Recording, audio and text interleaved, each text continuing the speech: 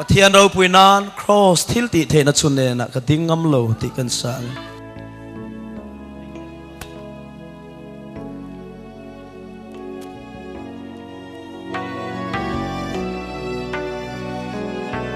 อดูดูใจไล่น่าลามเทียนี่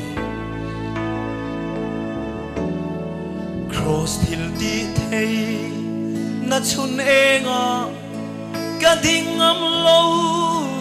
กะมวลพาวตา Calvary cross zuna wain atuiral me kasing nun hi min fan zonge kalairil hi tlapang aurol rum kasiatsu van kuale tui o mi chantir tu ka fat ning long che ka chandam tu pumpel kong dang so ka tupon pumpel kong dang so ka tumpon cross hunenga ka kalngam lo ka thud mun rem tlang sang berpo min phe chim sa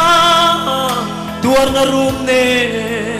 min fan song e lu chunga ban ve song e kalairil hi thapang auro room ka sia chu van khuale tui o mi chantir tu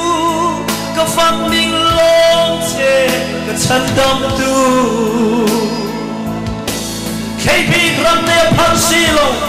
chui lo cor fuang min sintira lo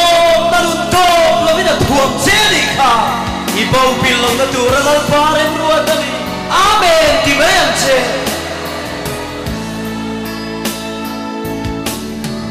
KP grande a pansilo chui lo cor fuang min sintira Trong là mundo lo bin min thua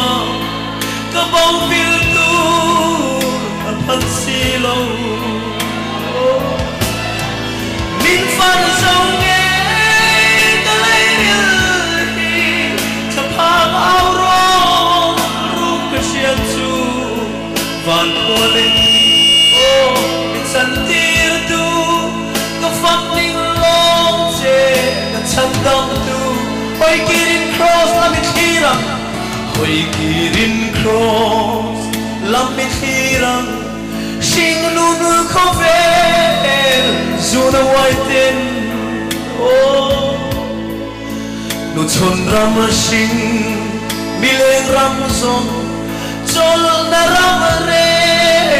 Ong silong Hallelujah Min fan song Thapang auro rum ka sia chu van khuale tui o mi chantir tu ka fat ning long che ka chandam tu Hallelujah pa chu fakin ro se ku di betia